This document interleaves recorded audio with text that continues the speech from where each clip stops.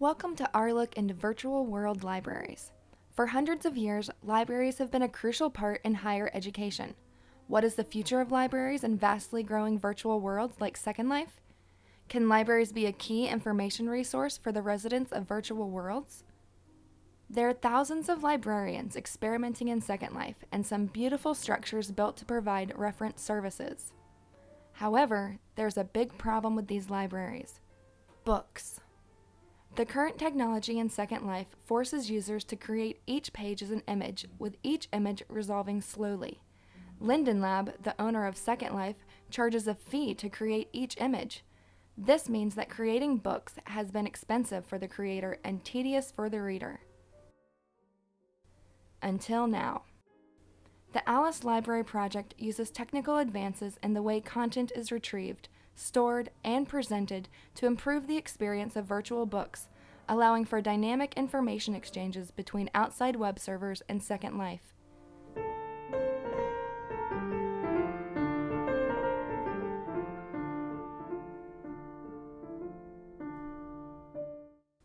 A library structure was also built to explore the book interface and experience traditional features of real-world libraries in ways new to virtual worlds. So come along as we journey into the new world of Second Life libraries.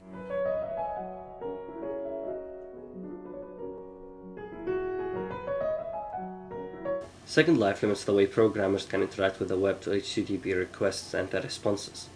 Each request is limited to 256 bytes, and the response is limited to 1024 bytes. Moreover, the response has to be formatted in a way understandable by Linden scripts. I will start by an example, then move on to the deliverables of this project. The two diagrams demonstrate one of many cases in which we get Linden script to interact with different websites. Other cases are handled in a similar way. The user makes a search request. The HUD transmits the request to the proxy server via the HTTP request method. The server does a mashup of Amazon and Project Gutenberg, returning the combined data from both sources in a specially crafted format to the HUD, which in turn processes the data and displays it to the user. The response must be guaranteed not to exceed the 1024 byte limitation. This slide lists all the items that are required either to mesh up some web applications with the HUD or for the database storage. First, the web interface provides functionalities and makes them available to the HUD, such as Amazon ratings and review, which have to be processed locally at the proxy and returned in a format that is easy to parse by Linden scripts. Next, we get a copy from Project Gutenberg database in RDF format, parse it and store it locally in an MySQL database, on top of which we implement a simple book search engine. The third item is a library that, given the number of characters per line and the request for a number of lines, will be able to process a string or a file and return the output in appropriate lines and in the appropriate and specific format. The fourth item is an interface with the books stored at Project Gutenberg. The HUD will request a page from a particular book, which has to be formatted according to our page specifications, maintaining the text integrity. This is where we use our text processing library. Finally, a database which stores user preference and bookmarks.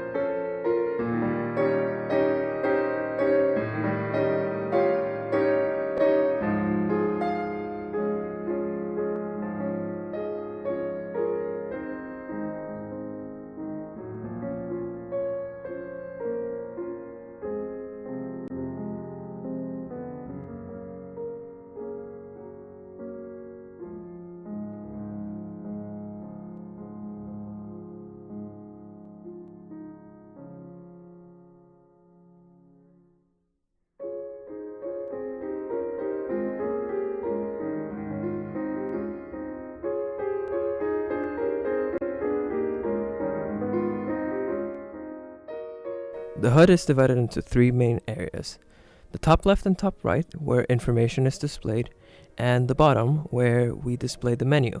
The menu has been designed using iconography, as opposed to text explicitly detailing the function of each button, for two main reasons. First, we wanted a clean interface that was simple and pleasing to the user, as this facilitates the adoption of a new interface. Second, using icons that are universally understood to mean something in particular eliminates the need for giving users explicit instructions as to how to use the interface. In the menu, we have previous page button, a find book button, a home button, a refresh button, a find page number button, a next page button. On the top right, we have a bookmark button. When we first load the HUD, we display two things to the user. First, a list of popular books that the user is free to read, and second, a list of the four most recent bookmarks to the right of the screen. If we were to click on a book from the popular books section, we automatically load the information that we have on that particular book. In this case, we're able to load the book's cover, title, author's name, ratings, reviews from other customers, as well as similar books.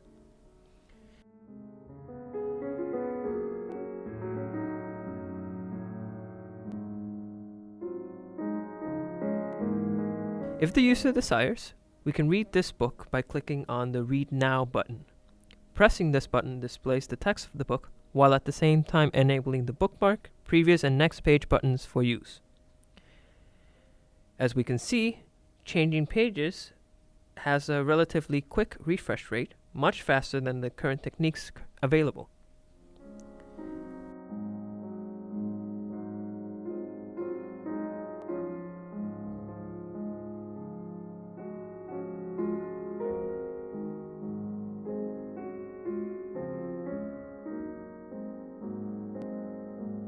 Yet, the user is not bound to navigate through each individual page.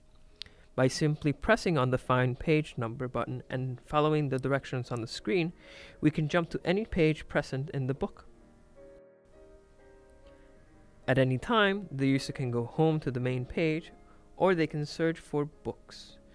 By pressing on the Find Book button and following the directions on the screen, we can search for the title of the book, the author of a book, or the category a book may belong to.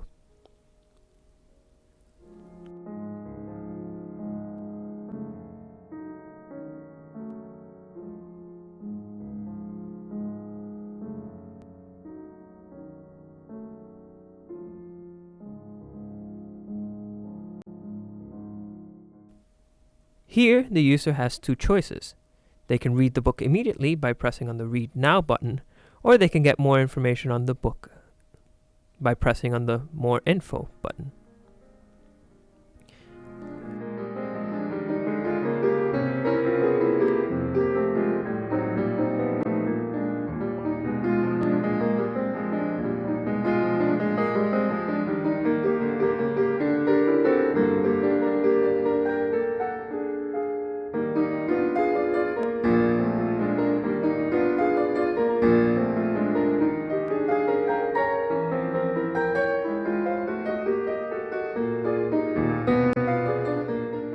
If a user finds a page that they'd like to resume reading at a later time, all they need to do is place a bookmark on the page. This is done by simply clicking on the bookmark button. Now, if we were to return to our main page, we now see that our bookmarks have been updated.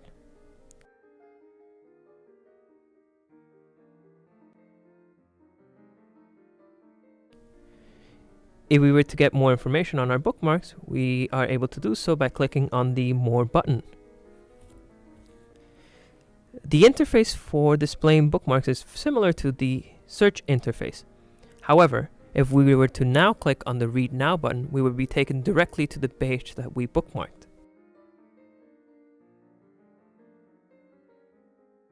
Due to some limitations within the Second Life environment, there are times in which our text does not render fully.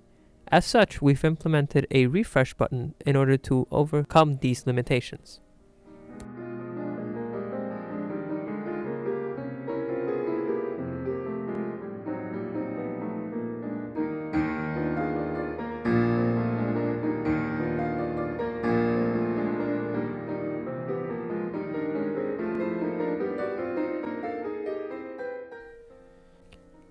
And now we return to our main menu and detach the HUD.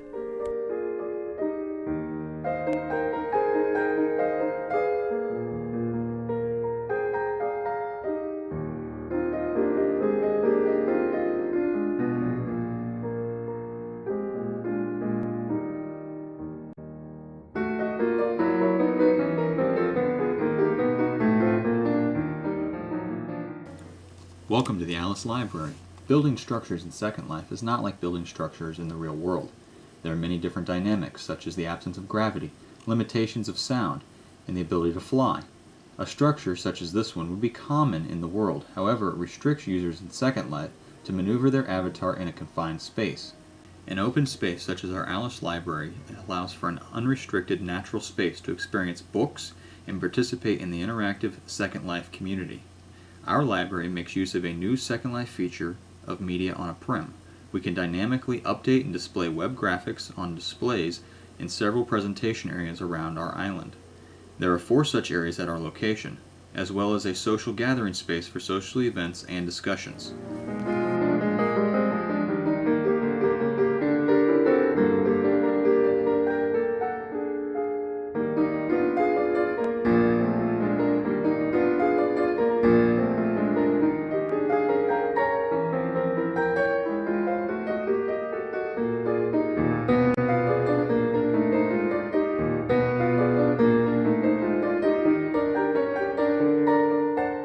Much like a conventional library, we have several locations to browse web pages and share their content with other library guests.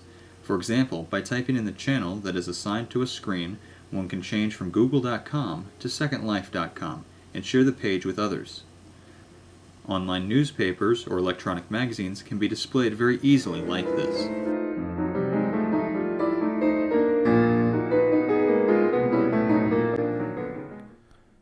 So now that we've got this great product, what's the next step?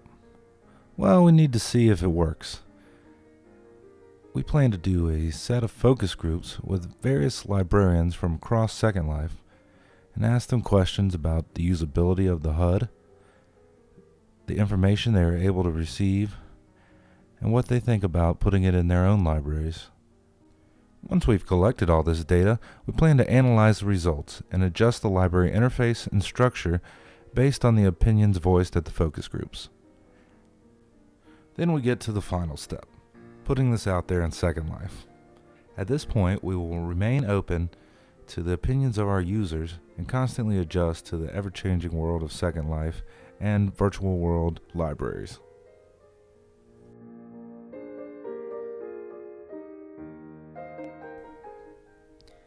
In just a few short months, the Alice Library team explored many potential pathways on the way to our current project. Although we've made great progress, what's really exciting are all the opportunities we have seen for future directions and improvements. In each part of our project, data exchange, interface design, Second Life architecture, or library experience, we have only taken the first steps into the future of libraries in virtual worlds. We invite you to join us.